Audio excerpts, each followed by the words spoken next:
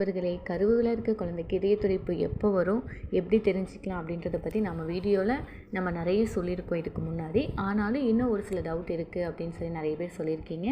அதுக்காக தான் இந்த வீடியோ.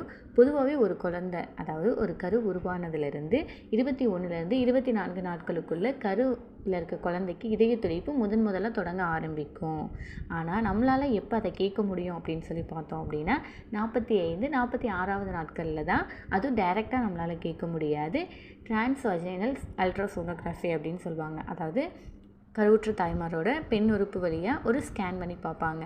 அந்த ஸ்கேன் மூலமாக மட்டும்தான் நம்மளால் அந்த 45-46வது நாட்களில் பார்க்க முடியும். வயிற்று மேலே வச்சு பார்க்குற ஸ்கேன் மூலமாக நம்மளால் 12 வாரங்கள், அதாவது 3 மாதங்களில் தான் பார்க்க முடியும்.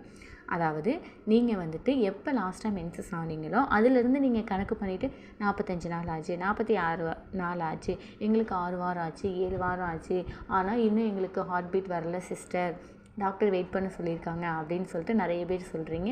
நீங்கள் அப்படி கணக்கு பண்ணக்கூடாது.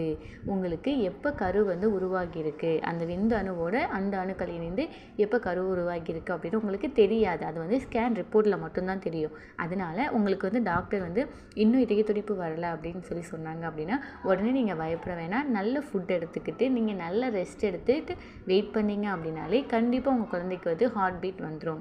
நீங்கள் எந்தவித பயமும் இல்லாமல் வெயிட் பண்ணுங்கள். கண்டிப்பாக ஹார்ட் பீட் வந்துடும்.